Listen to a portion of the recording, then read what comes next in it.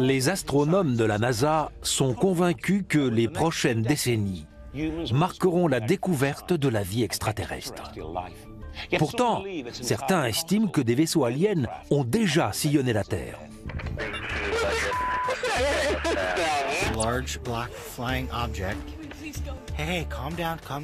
De telles affirmations nécessitent des preuves. Dans cette série, j'enquêterai sur les cas potentiels d'OVNI observés ces dernières années dans le monde. Ils ont aperçu quelque chose d'étrange dans le ciel. Je serai accompagné de l'astrophysicienne et journaliste Sarah Kroudas. Quand on a affaire à quelque chose d'aussi inhabituel, il faut d'abord chercher une explication logique et scientifique. Ensemble, nous tenterons de démêler le vrai du faux une bonne fois pour toutes. C'est un objet volant non identifié. Je savais que tu allais dire ça. C'est l'un des plus grands mystères de notre époque.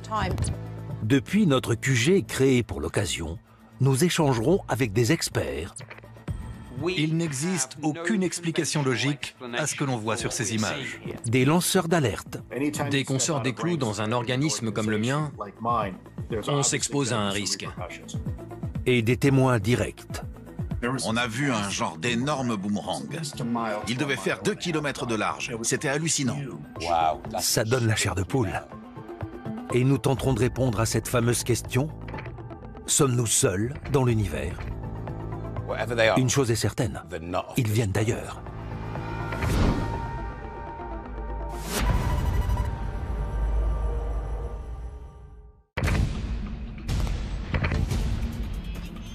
Si des extraterrestres venaient sur notre planète, les fondements même de notre réalité seraient bousculés.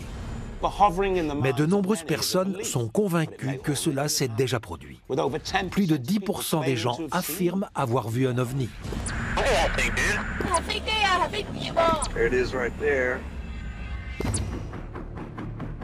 Certaines régions du monde sont le théâtre de bien plus d'apparitions que d'autres.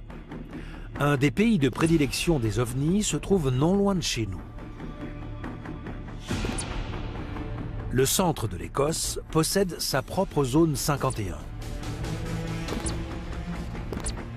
Le triangle de Falkirk, qui s'étend de Stirling à la périphérie d'Édimbourg. Cette région, réputée pour ses nombreux phénomènes extraterrestres, compte plus de 300 signalements par an. C'est l'un des meilleurs endroits de la planète pour espérer observer un ovni.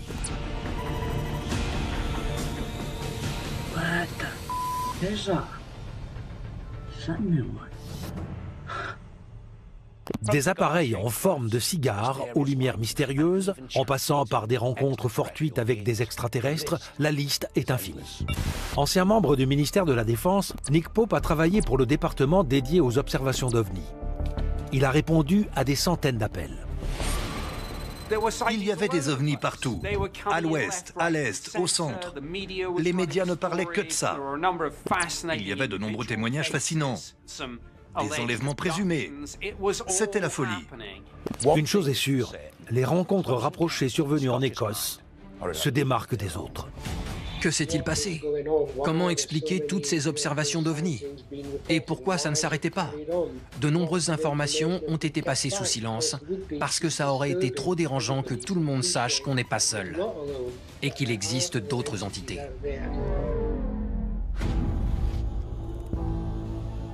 Le premier cas sur lequel nous allons nous pencher aujourd'hui est l'une des histoires d'aliens les plus célèbres d'Écosse. Il y a 42 ans, au cœur du bois de Dechmont Woods, dans le West Lothian, un homme de 61 ans aurait été attaqué par un ovni.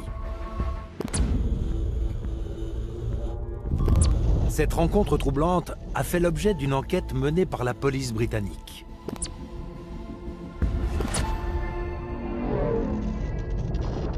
Le 9 novembre 1979, Robert Taylor, ouvrier forestier et héros de guerre respecté, vérifie les clôtures du bois situé à la lisière de son petit village, lorsque l'inimaginable se produit.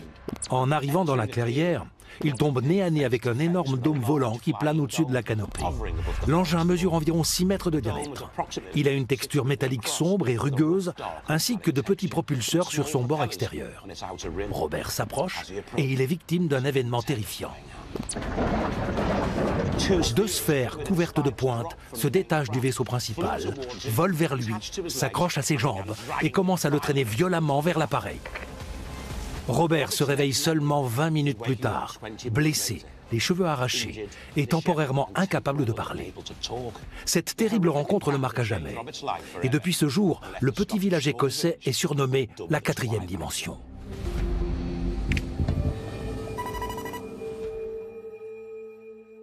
Sarah, qu'est-ce qu'on a sur cette affaire?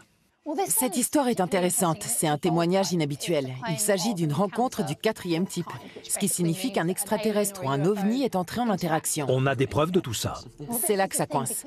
Quand quelqu'un raconte avoir vécu une chose pareille, il faut partir du principe qu'il dit vrai et le vérifier ensuite. Mais il y a très peu de preuves. Tout ce qu'on a, c'est un croquis. Ceci est une photocopie du croquis réalisé par la police. Il y a aussi des vidéos de son interrogatoire qui a eu lieu peu de temps après l'incident. D'accord, on peut jeter un œil à la vidéo? Robert Taylor est malheureusement décédé en 2007 à l'âge de 88 ans.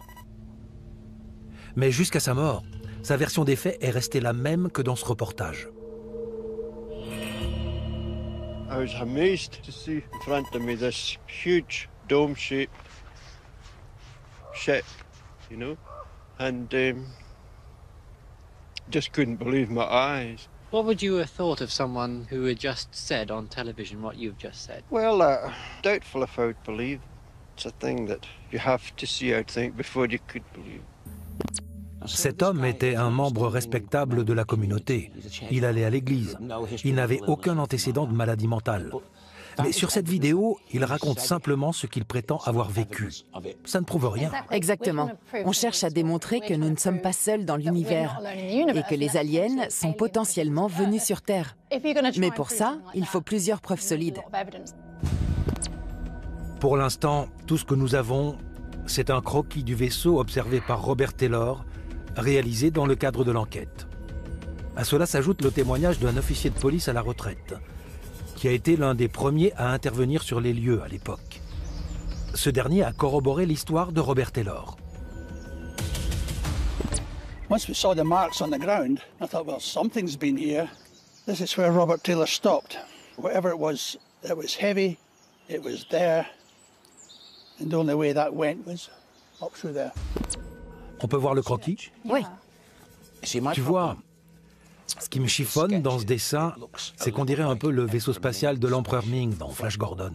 Quand les gens ont aperçu des ovnis pour la première fois il y a plusieurs siècles, ils voyaient des flammes dans le ciel nocturne ou des choses qu'ils pouvaient identifier.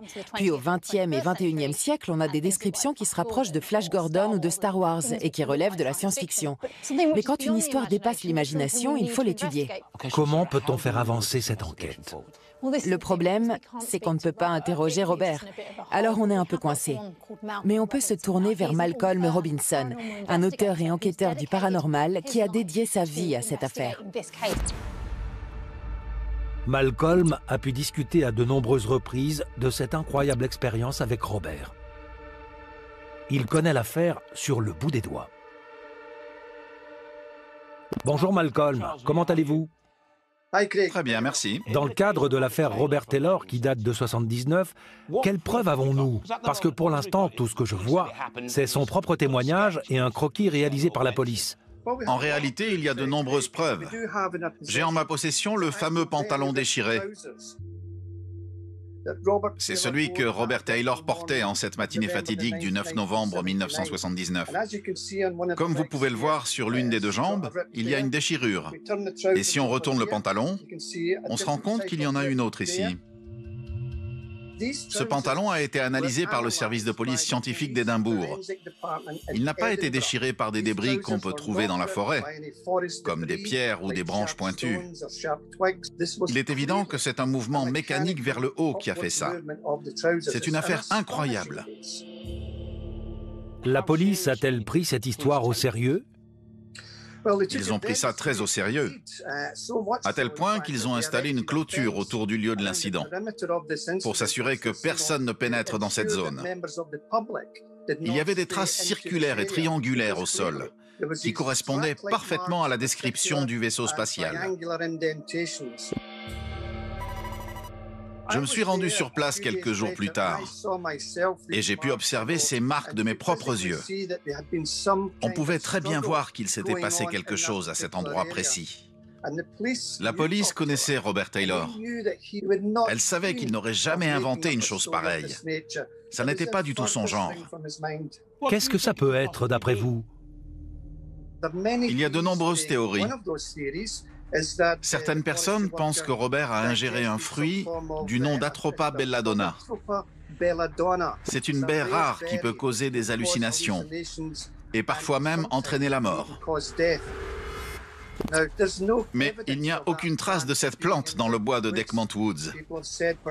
D'autres personnes disent qu'il a peut-être fait une crise d'épilepsie. Mais il n'y avait aucun antécédent de ce genre dans sa famille. À ce jour, je suis intimement convaincu de la sincérité et de la bonne foi de ce témoin. Et c'est pas la seule observation étrange qui a été faite en Écosse. Il y a eu énormément de signalements d'ovnis dans le pays. Depuis 1992, le nombre d'observations d'ovnis a considérablement augmenté dans le centre de l'Écosse.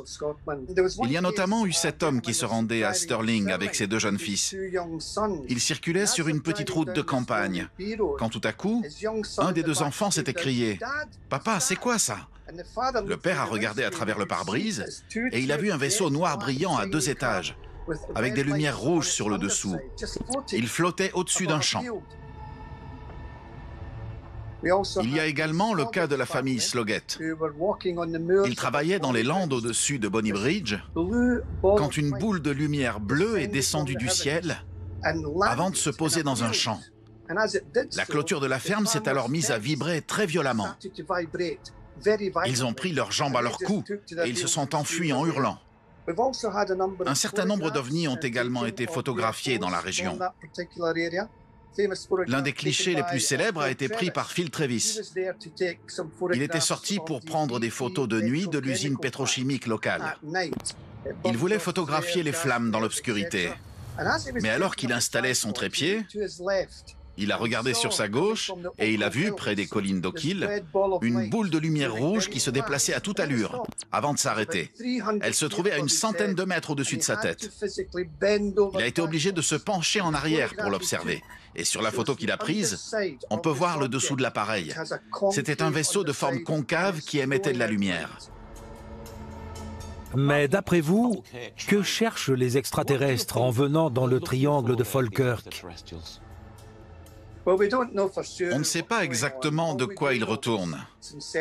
Tout ce dont on est sûr, c'est que des gens ont rapporté à la police des faits qui défient toute logique. On doit absolument découvrir ce qu'il se passe dans le ciel écossais. On est parti d'une histoire et on découvre de multiples témoignages. Cette affaire prend de l'ampleur. Je dois avouer que les preuves sont convaincantes. Il semblerait que cette région d'Écosse soit une plaque tournante de l'observation d'ovnis. Quelle est la prochaine étape? On doit creuser tout ça. Ça devient très intéressant.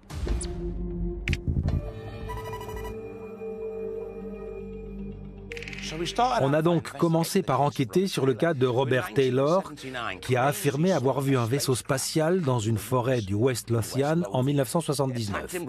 L'engin l'aurait attaqué et aurait déchiré ses vêtements. Un traumatisme qu'il a laissé sans voix. Aujourd'hui, les observations d'ovnis se multiplient partout dans le triangle de Falkirk. D'après toi, Sarah, qu'est-ce qui se passe? S'agit-il d'extraterrestres? Il y a eu de nombreux signalements d'ovnis, mais il peut y avoir plusieurs explications à tout ça, comme une panique collective. C'est déjà arrivé. Lorsque la guerre des mondes a été diffusée pour la première fois à la radio, les gens ont cru à une vraie invasion d'aliens. Ça peut s'expliquer aussi par le simple fait qu'il s'agit d'une zone rurale où le ciel est dégagé. Les gens regardent plus en l'air et voient davantage de choses. Ce qui est plutôt bizarre, c'est qu'apparemment, tout ça s'est passé dans cette zone autour de Falkirk. C'est le plus intéressant à mes yeux. On a une série d'observations dans une seule et même région d'Écosse. Est-ce que ça cache quelque chose? Est-ce l'armée? On doit découvrir ce qui se passe et de quoi il peut s'agir. On ne peut pas ignorer le fait que de nombreuses personnes ont vu des choses étranges. Elles ont toutes été témoins de phénomènes inexplicables. Il faut qu'on parle à Nick Pope. Il a travaillé pour le ministère de la Défense. C'est un expert des ovnis. Il sait sûrement des choses à propos de cette affaire. Nick, l'Écosse est une plaque tournante en matière d'observation d'ovnis. Tout à fait. Et ça a été particulièrement le cas entre 1990 et 2010. Il y avait des ovnis partout. À l'ouest, à l'est, au centre. Les médias ne parlaient que de ça. Il y avait de nombreux témoignages fascinants, des enlèvements présumés. C'était la folie. Pouvez-vous nous en dire plus sur ces observations? Eh bien, l'une des histoires les plus intéressantes concerne un artiste amateur du nom de Ian McPherson. Ça s'est passé en 1994 à Bonny Bridge. Il était dehors en train de photographier un étang qu'il avait pour projet de peindre. Il a affirmé avoir vu un énorme ovni planer au-dessus de l'eau, juste devant lui. Apparemment, il avait son appareil photo dans les mains. Mais il était dans une sorte de transe face à cet énorme objet. C'est seulement lorsque l'engin a commencé à s'éloigner qu'il a repris ses esprits. Il a dégainé son appareil et il a pris une photo. Pouvez-vous nous décrire ce qu'il y a sur cette fameuse photo? On peut y voir un objet volant de forme circulaire. On observe une légère différence entre le rebord et la partie principale de l'appareil. Il me semble que c'est tout ce qu'il y a d'intéressant sur cette photo. On pourrait se dire qu'il n'a rien vu du tout et qu'il a trouvé une fausse excuse pour l'histoire de la photo. Pourquoi ne pas en avoir pris une quand l'OVNI était plus près? Eh bien, Ian a affirmé qu'il s'était senti exactement comme un lapin pris dans les phares d'une voiture. Il était figé, submergé par un mélange d'émotions. Mais les gens qui croient vraiment aux ovnis pensent que ça ne s'arrête pas là. Pour eux, toute civilisation disposant de la technologie nécessaire pour faire des voyages interstellaires est capable de contrôler les témoins potentiels. Ian McPherson n'a peut-être pas pu prendre de photos parce qu'il était hypnotisé. Je n'en sais rien. Quelle conclusion avez-vous tirée de votre enquête? Il s'agit simplement de quelqu'un qui a raconté une expérience déconcertante. Il semblait tout à fait sincère et il n'avait rien à gagner de cette histoire. Il avait l'air vraiment perplexe et il voulait simplement des réponses. Au vu de votre expérience au sein du ministère de la Défense et de votre travail actuel, vous pensez être bien placé pour déterminer si quelqu'un fait un canular ou non? Si une photo est truquée, les services de renseignement disposent de suffisamment de ressources et de compétences pour le repérer immédiatement. Nous n'avons trouvé aucun élément qui laissait penser que cette image n'était pas authentique.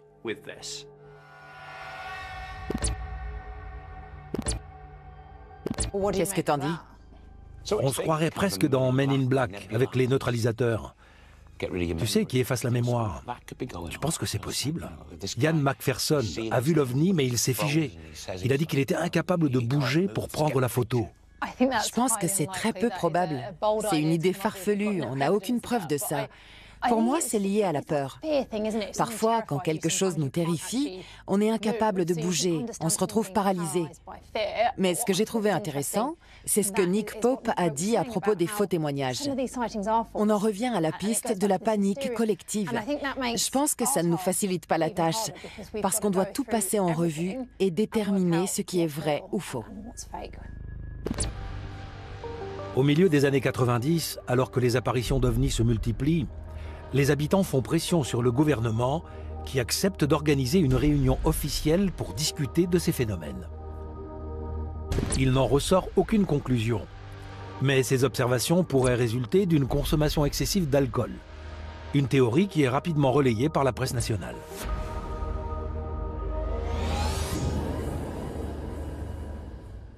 Dans les années 50 et 60 aux États-Unis, des phénomènes de ce genre se sont produits alors que le gouvernement menait une enquête très sérieuse sur les ovnis. Les médias démentaient tous les témoignages.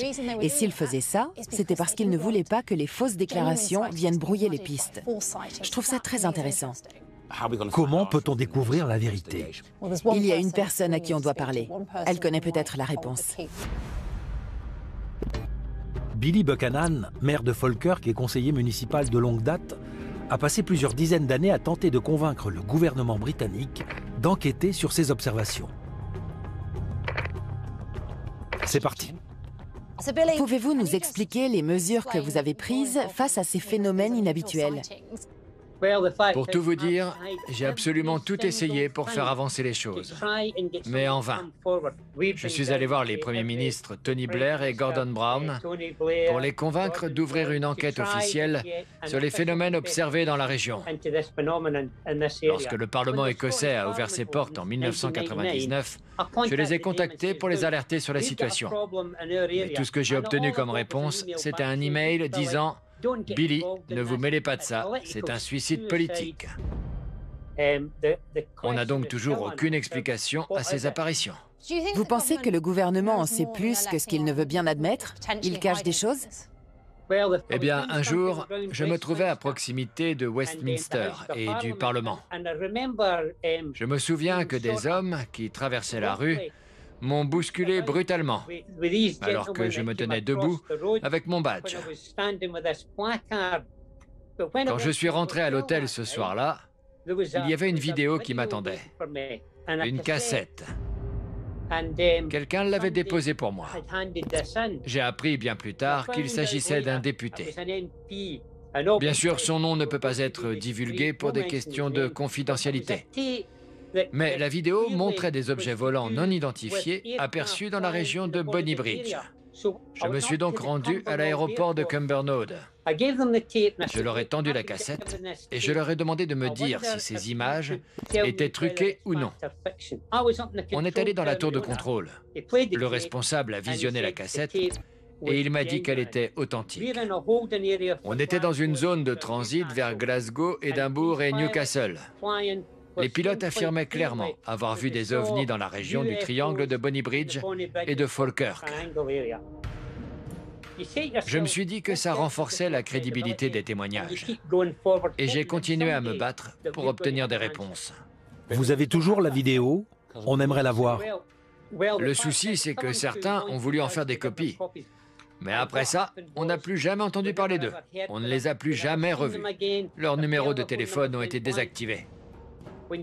Vous savez, les gens s'amusent souvent à faire allusion à des films comme Men in Black ou ce genre de choses. Mais je peux vous dire que j'ai eu plusieurs fois affaire à différents individus qui, de toute évidence, étaient là pour des raisons obscures.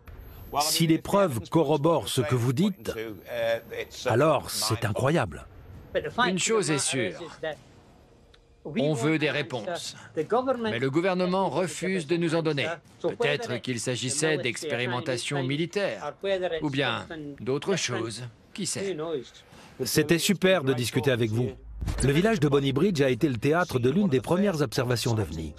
En 1989, des objets lumineux sont apparus sous les yeux d'une équipe de pompiers stupéfaits avant de traverser le ciel à toute allure. En janvier 1993, un couple a observé deux grands objets triangulaires dans le ciel, juste au-dessus du viaduc ferroviaire de Castle Kerry. Nous avons également découvert l'histoire du réservoir de Polmont, survenu en 1991, et de l'incroyable photo montrant un ovni rouge de forme circulaire. Sur la photo qu'il a prise, on peut voir le dessous de l'appareil. C'était un vaisseau de forme concave qui émettait de la lumière. L'un des phénomènes les plus frappants est celui de l'observation d'un ovni par un photographe amateur près du réservoir de Craiglascar. Une soucoupe volante classique de 2 étages, photographiée en plein vol. Rien ne permettait de prouver que ces images étaient truquées. Nous avons aussi discuté avec le maire Billy Buchanan, qui se bat depuis des années pour connaître la vérité. Il est convaincu que des forces obscures sont à l'œuvre. On n'a plus entendu parler d'eux. On ne les a plus revus. Leurs numéros de téléphone ont été désactivés. Des forces obscures, des théories du complot. Billy et Malcolm semblent vraiment convaincus de détenir la vérité. C'est ça qui me gêne. Quand on mène ce genre d'enquête, il faut garder l'esprit ouvert. Ils semblent tellement persuadés que ces phénomènes sont d'origine extraterrestre qu'ils n'envisagent même pas la possibilité qu'il y ait une explication plus rationnelle. Billy a beaucoup parlé de Cumbernauld. Je me suis donc rendu à l'aéroport de Cumbernauld. On est allé dans la tour de contrôle. Le responsable m'a dit que les images étaient authentiques. Qu'est-ce que tu sais de cet aéroport? Si on regarde le triangle de Falkirk, on peut voir que Cumbernauld se trouve juste au centre. Cumbernauld est un petit aéroport très fréquenté qui accueille une grande variété d'appareils. Des hélicoptères, des jets, mais aussi des avions charters. D'autres aéroports se situent juste à l'extérieur du triangle de Falkirk. Certains sont utilisés par les armées britanniques et américaines. On sait que plusieurs apparitions d'ovnis signalées au cours de l'histoire n'étaient en fait que des expérimentations militaires non dévoilées au grand public. Il y a encore beaucoup d'explications terriennes à ce phénomène. Mais c'est étrange. Le nombre de témoins affirmant avoir observé des ovnis est tout de même très élevé. D'accord. Il reste encore une personne qui peut nous aider à y voir plus clair dans cette affaire. Ron Halliday, ufologue écossais et auteur éminent, a pris le temps de s'entretenir avec des centaines de témoins. Il reste convaincu que le triangle de Falkirk est un phénomène réel. Ron, ici Craig Charles, dites-moi, les preuves sont-elles solides? Je pense qu'elles le sont, en effet. De toute évidence, certaines personnes se trompent sur ce qu'elles ont vu. Ça ne fait aucun doute. Mais lorsqu'il s'agit de pilotes de ligne qui déclarent avoir observé des ovnis les survoler, j'estime qu'il y a de bonnes raisons de croire qu'il se passe des choses étranges dans le ciel écossais. Vous parlez de preuves, mais les témoignages ne suffisent pas à prouver ces phénomènes. Je suis d'accord pour dire que les histoires des gens qui aperçoivent de simples lumières dans le ciel peuvent être facilement démenties. Mais c'est plus compliqué de réfuter les témoignages de personnes qui se retrouvent nez à nez avec des ovnis à moins de 100 mètres de distance. Ces événements sortent de l'ordinaire. Les gens ne les inventent pas. Ils rapportent de véritables observations. D'après vous, pourquoi il se passe autant de choses dans le triangle de Falkirk? Qu'y a-t-il dans la région de si intéressant pour les extraterrestres? C'est une très bonne question. Certains disent qu'on reçoit la visite d'aliens venus de planètes lointaines. Mais il est également possible qu'ils proviennent d'autres dimensions, d'autres mondes. Des scientifiques estiment même qu'ils pourraient venir d'autres univers. Je pense que c'est une possibilité. Mais je crois que personne ne connaît vraiment la réponse exacte. Mais quelles preuves avons-nous? C'est une affirmation importante, mais ce n'est qu'une théorie. Oui, je comprends ce que vous voulez dire. On ne peut pas vraiment être sûr de quoi que ce soit. Mais de nombreuses personnes affirment avoir vu quelque chose d'étrange, s'apparentant à une entité extraterrestre ou à un vaisseau spatial. Je ne pense pas qu'on puisse les contredire simplement parce que ça va à l'encontre de nos croyances. Ce que j'ai du mal à comprendre, c'est que tout le monde a un portable équipé d'un appareil photo. Vous parlez d'interactions rapprochées avec des formes de vie extraterrestres, mais pourquoi on n'a aucune preuve de ça alors que tout le monde a un téléphone? C'est vrai, je ne dis pas le contraire. C'est une question à laquelle il n'est pas facile de répondre. Certains disent qu'il existe déjà des vidéos très parlantes détenues par le ministère de la Défense, par exemple. Ce n'est pas parce qu'aucune image n'a été dévoilée officiellement à ce jour que les gens ne filment rien. Pensez-vous que certains organismes tentent de nous laisser dans l'ignorance? Tout à fait. D'après moi, le gouvernement devrait prendre ces phénomènes très au sérieux et mener une enquête approfondie sur le sujet. Ron, à votre avis, quels éléments concrets concernant le triangle de Falkirk vous semblent réellement convaincants? Je pense qu'il faut faire la part des choses et se demander si le nombre élevé de témoignages suffit à prouver qu'il se passe réellement quelque chose d'étrange. Les gens sont effrayés par ces phénomènes. Ils veulent des réponses. Selon moi, force est de constater que tout ça est très louche, quelle que soit la vérité. Merci beaucoup d'avoir pris le temps de discuter avec nous. C'était très intéressant. Merci.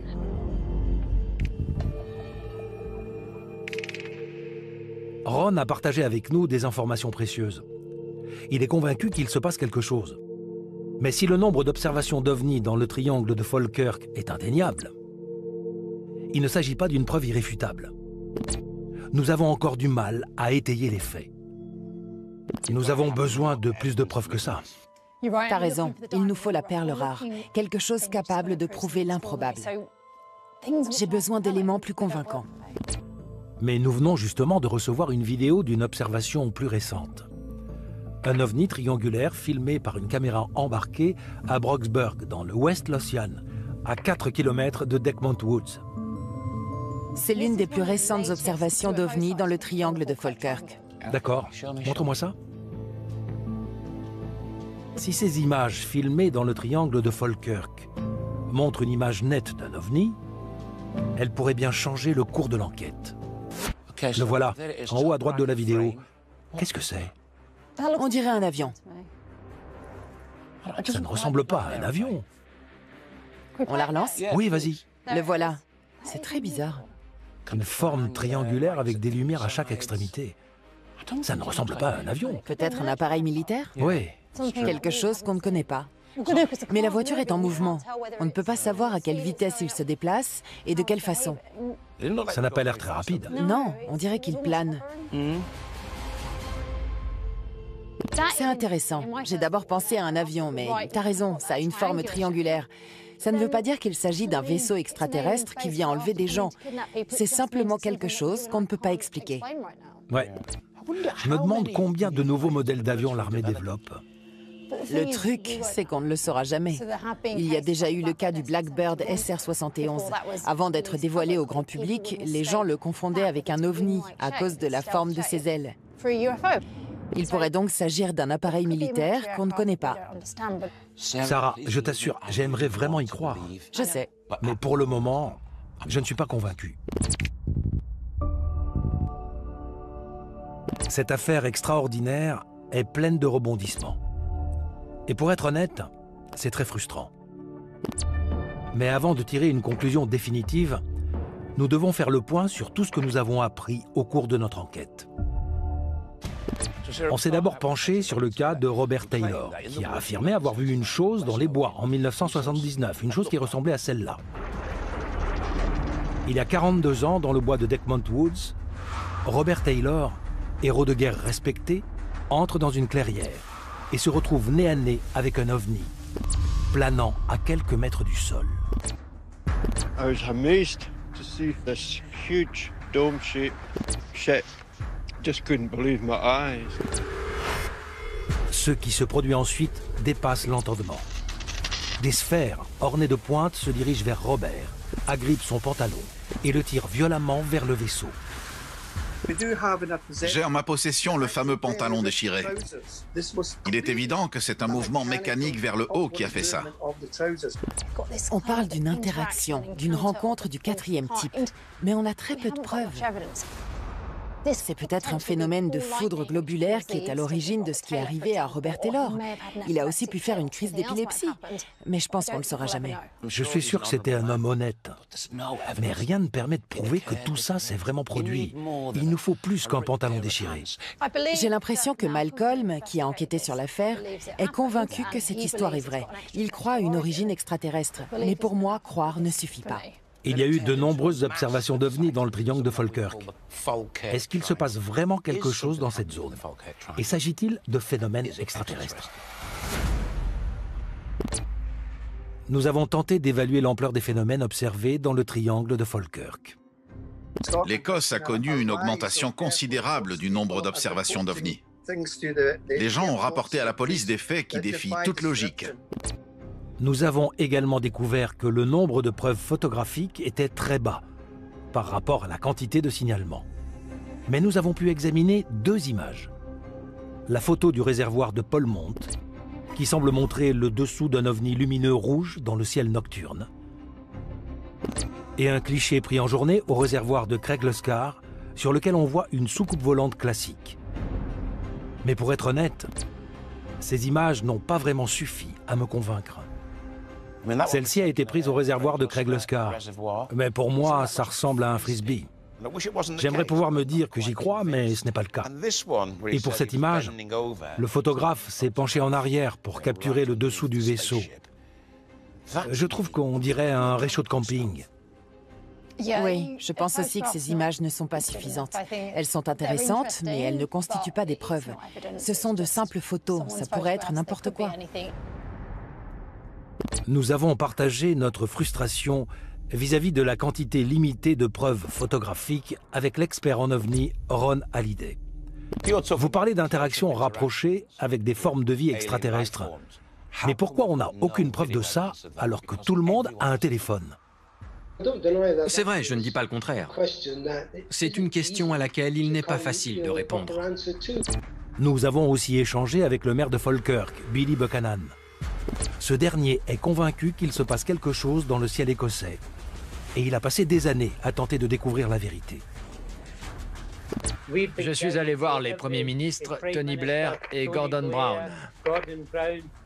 J'ai absolument tout essayé pour faire avancer les choses, mais en vain.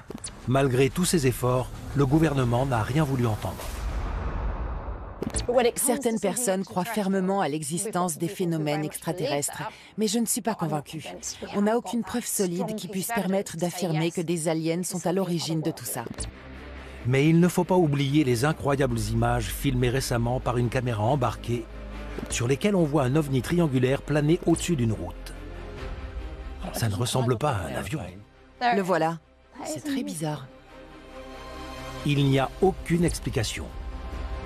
Et nous savons qu'il ne s'agit pas du premier objet triangulaire observé dans la région. En 1993, 2 ovnis de forme similaire ont été signalés près du viaduc ferroviaire de Castle Kerry. Mais c'est à Nick Pope, expert en ovnis et ancien fonctionnaire du ministère de la Défense, que revient le dernier mot. D'après vous, les observations signalées dans le triangle de Falkirk sont-elles crédibles? Un grand nombre de ces événements ont sûrement une explication rationnelle.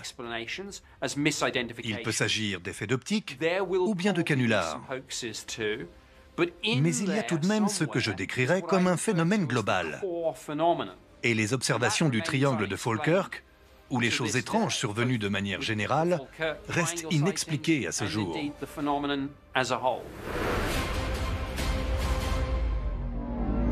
Il est maintenant l'heure du verdict final. Avons-nous pu prouver la présence d'extraterrestres dans le ciel écossais? Je pense qu'on peut dire que l'affaire de Robert Taylor et du triangle de Falkirk est infondée. Pour l'instant.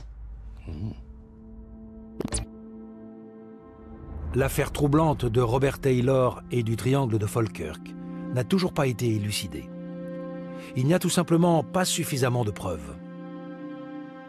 Mais au cours des 30 dernières années, des Écossais n'ont pas hésité à risquer leur réputation en déclarant publiquement avoir observé des ovnis. Je reste donc convaincu que cette histoire ne s'arrête pas là.